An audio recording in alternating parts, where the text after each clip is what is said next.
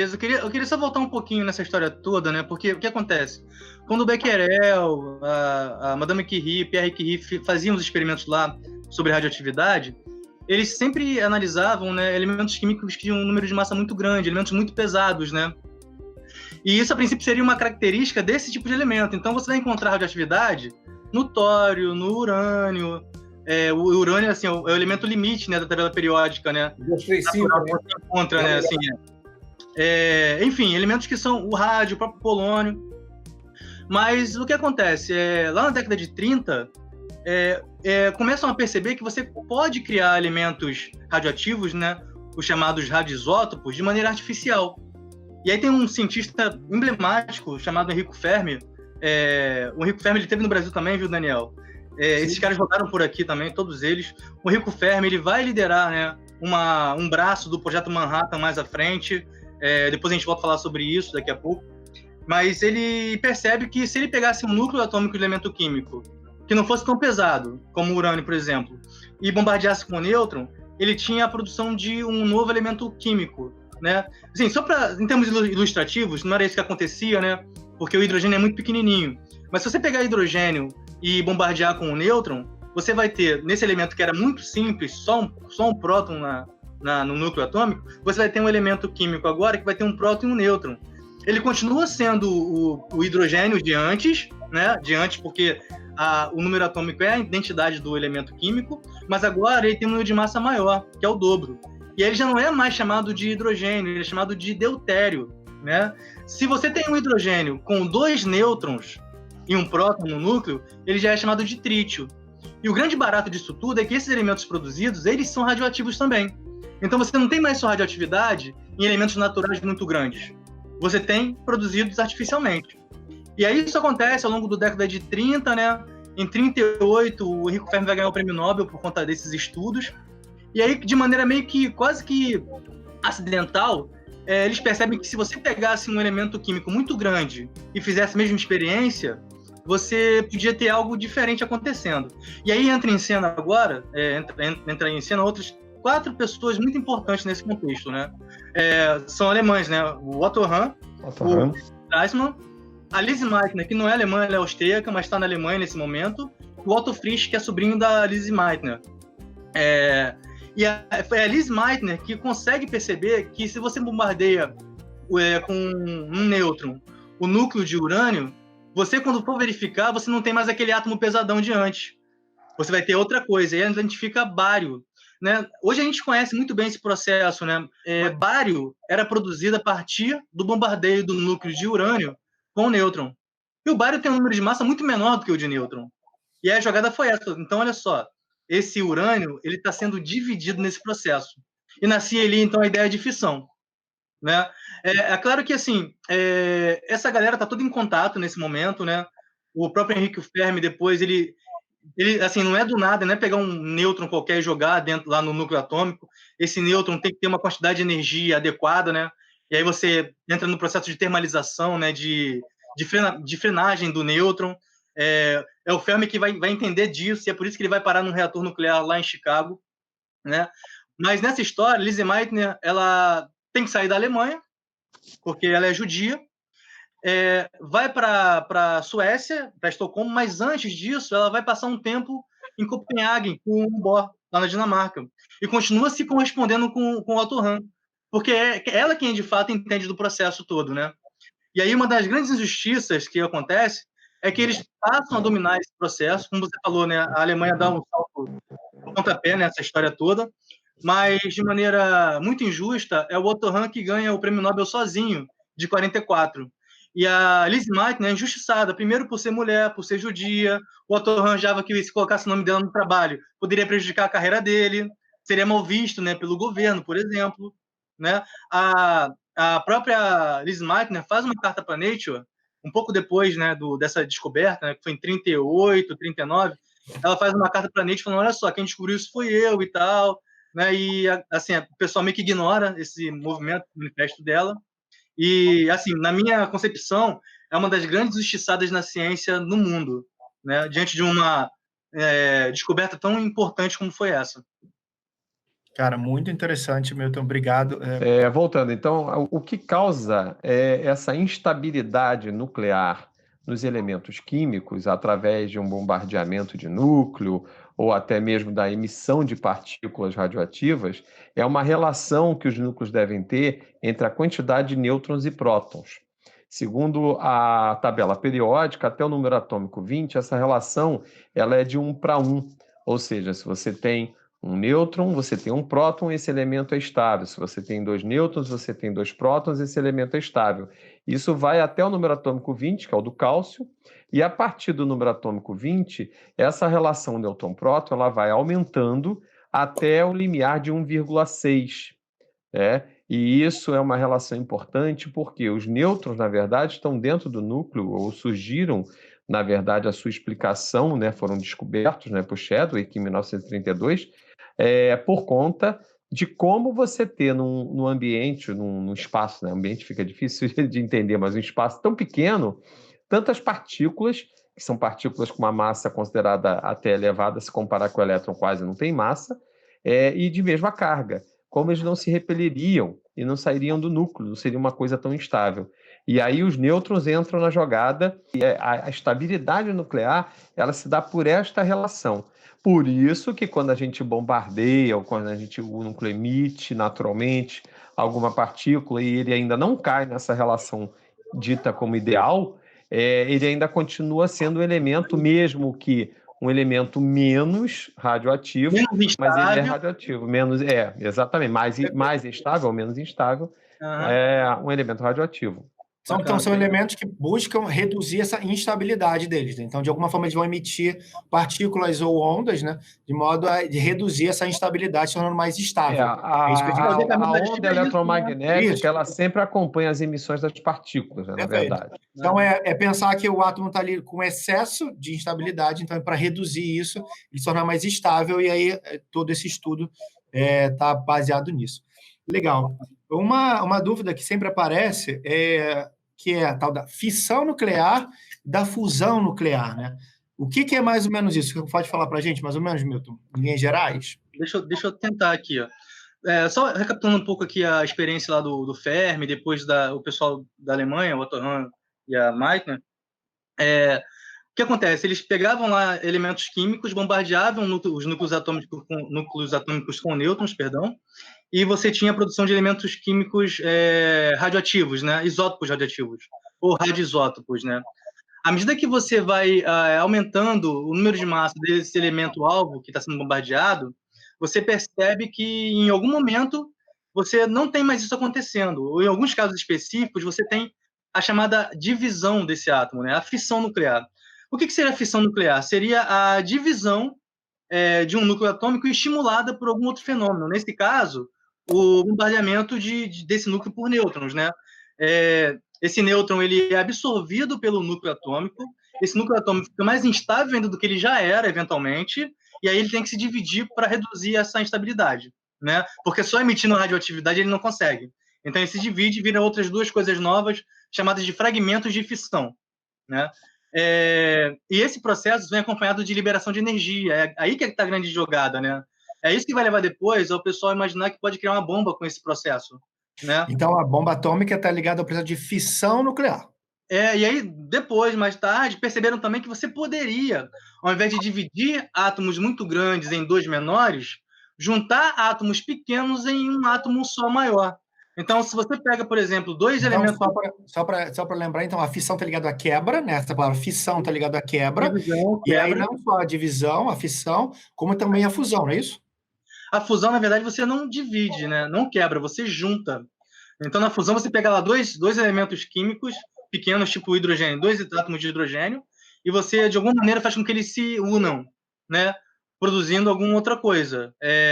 Sei lá, hélio, por exemplo. Não sei.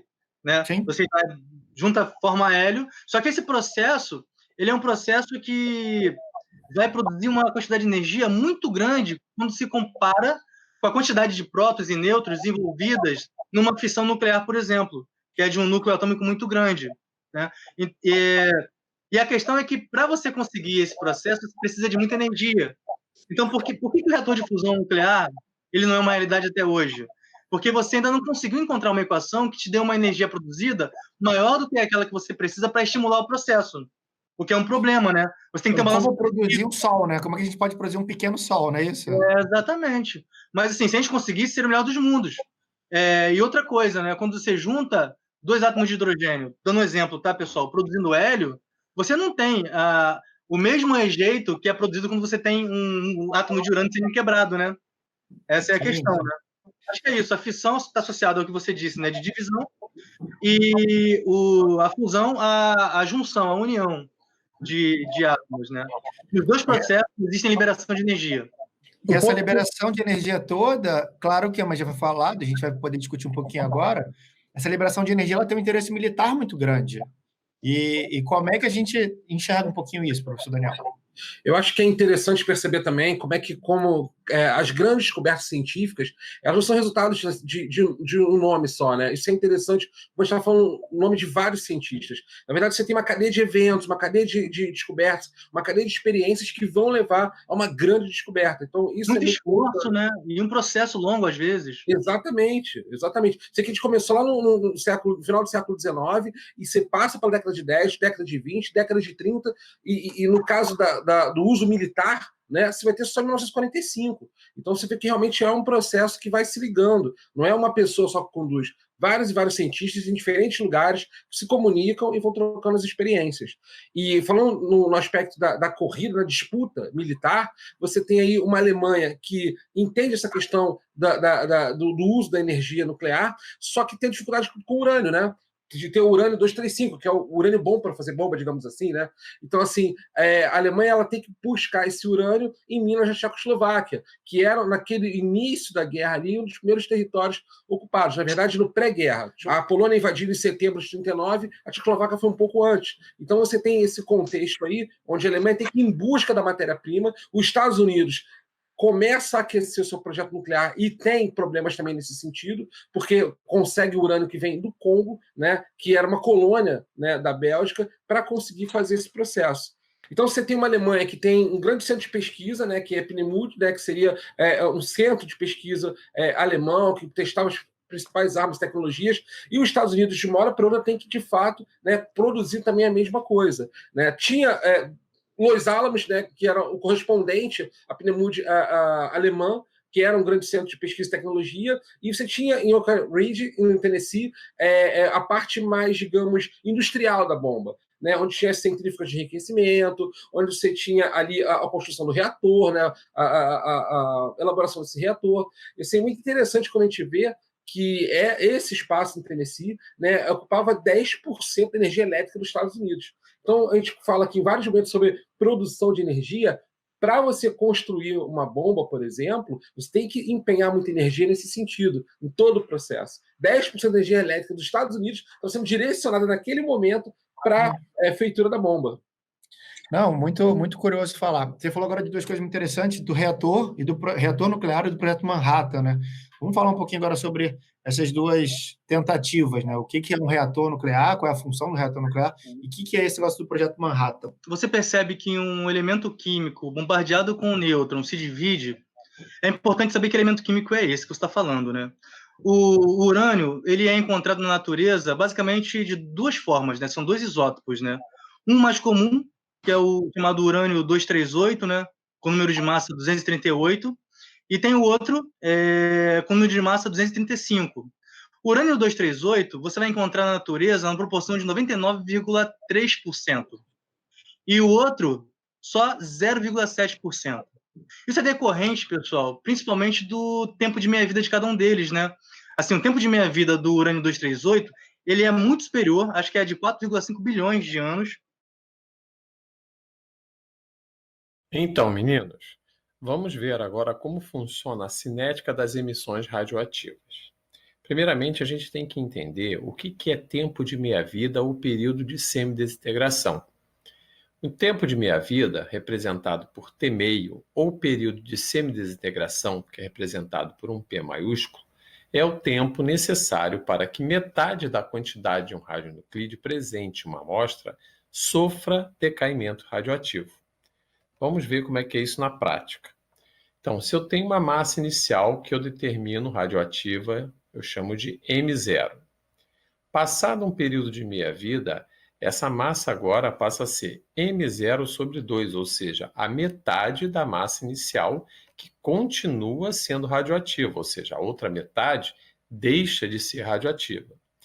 Passado mais um período de meia-vida, nós temos agora, então, a massa radioativa diminuída a 1/4.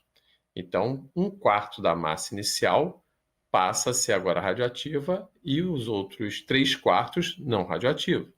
Mais um período de meia-vida seria a metade desse 1/4, então seria agora 1/8. Então, da massa inicial, só me restou 1/8 de massa de produto radioativo ou de elemento radioativo nesse caso. Vamos ver como é que isso funciona na prática. Então, se eu tenho lá no início, né, uma árvore, como é que a gente faz datação de árvores, de papiros, de pessoas que já morreram? Quando a pessoa morre, ela tem 100%, que é uma quantidade estimada, de um carbono chamado carbono 14, que é um carbono radioativo. O período de meia-vida desse carbono é de 5.730 anos. Então, se no começo havia uma emissão de radiação por este carbono de 100%, porque eu tinha 100% de carbono radioativo, passado um período de meia-vida, eu vou ter agora 50% apenas de carbono radioativo. Por isso que vocês estão vendo aqui no desenho a emissão radioativa diminuindo de intensidade. Passado mais um período de meia-vida, eu vou ter agora 25% de carbono radioativo e mais um período de meia-vida, 12,5% de carbono radioativo. E vocês veem que a intensidade da radiação diminuiu bastante. Isso somando-se 3 períodos de 5.730 anos, que vai dar 17.190 anos. Aqui embaixo é uma representação gráfica do que acontece a nível atômico. Por exemplo, essas bolinhas estão representando os átomos radioativos, as bolinhas vermelhas. As bolinhas em cinza representarão os átomos não radioativos. Então, passando um P, ou seja, um período de meia-vida, eu tenho a massa inicial radioativa dividida por 2. E vocês observem aqui que o número de bolinhas vermelhas agora é a metade do que eu tinha no início, todas elas em bolinhas vermelhas. Passado mais um período, ou seja, o segundo P, eu tenho agora a metade da metade. Se vocês contarem que eram 8 bolinhas vermelhas, agora são 4 bolinhas vermelhas, que é a metade dessa metade, ou seja, 1/4 da quantidade inicial, que provavelmente, se a gente contar, vão dar 16 bolinhas. E passado mais um período de meia-vida, agora eu vou ter 1/8 do inicial, ou seja, metade dessas 4 bolinhas vermelhas, que agora vocês estão vendo aqui como 2 bolinhas vermelhas radioativas e as demais, as 14 que restaram, como não radioativas. Então é assim que funciona na prática. Vamos ver agora a parte de um exemplo. Então, por exemplo, está aqui dizendo: o decaimento radioativo de uma amostra de estronço 90 está representado no gráfico a seguir. Partindo-se de uma amostra de 40 gramas, após quantos anos aproximadamente restarão apenas 5 gramas de estronço 90? Na verdade, o gráfico a seguir seria a representação que a gente está fazendo aqui para resolver o problema. Então, lá, se no começo eu tinha 40 gramas e o período de meia-vida, né, ele diz que o período de meia-vida é de 30 anos. Então, quando passar 30 anos, quanto eu vou ter de amostra radioativa? 20 gramas. Passado mais 30 anos, eu vou ter a metade dessa metade, que seriam agora 10 gramas. E passado mais 30 anos, eu vou ter agora os 5 gramas, que é o valor que ele me pediu aqui como final de massa radioativa. Se eu somar esses 3 períodos, 30 mais 30 mais 30, eu vou ter o tempo total. Observe que passaram 3 períodos de meia-vida. E o tempo total decorrido foram de 90 anos. Vamos ver como isso funciona matematicamente. Matematicamente, né, ou seja, aquele gráfico que ele dizia no exercício anterior, no exemplo anterior, eu teria 100% de uma amostra radioativa, que quando passa um período de meia-vida, passa a ser agora 50% radioativo. Mais um período de meia-vida, ou seja, o segundo, 25% radioativo. Mais um período de meia-vida, o terceiro, agora 12,5%, e o último período de meia-vida, o quarto, né, o último aqui desse gráfico, eu teria 6,25%, que nem está representado aqui. Como é que a gente faz isso por fórmula? Nós temos duas fórmulas básicas. T igual a xp e m igual a m0 sobre 2 elevado a x, onde t minúsculo é o tempo, o x é o número de meia-vidas, o p é o período de semidesintegração da meia-vida, né? O m é a massa final radioativa e o m0 é a massa inicial radioativa. Então, por exemplo, se eu for comparar em termos percentuais, né?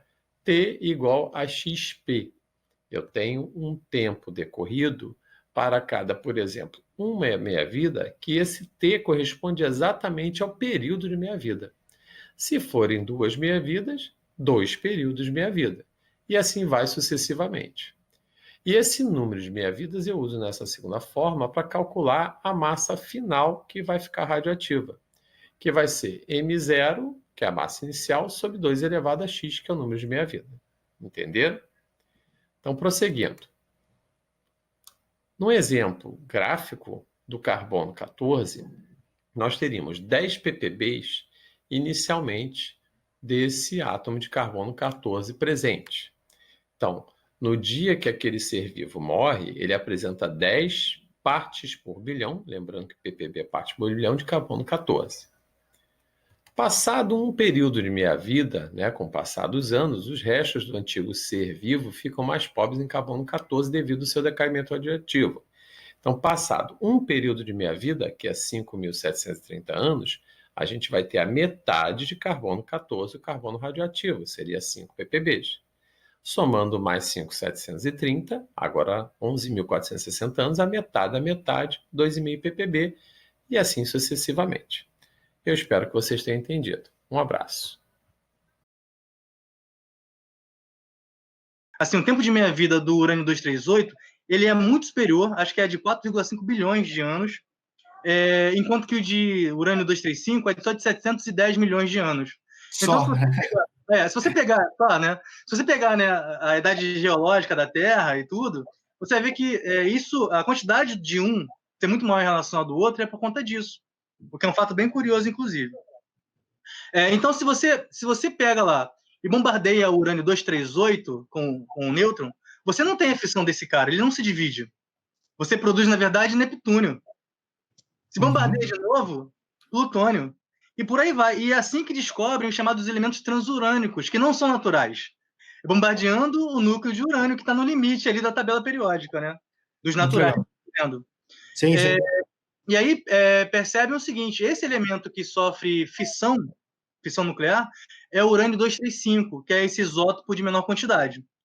Então, quando você tem esse arcabouço todo na mão, você fala assim, poxa, estou no meio de uma guerra, tem gente aí avançando, indo na minha frente, inclusive, como é que eu faço para tentar contornar isso, né? E aí o Daniel já explicou o contexto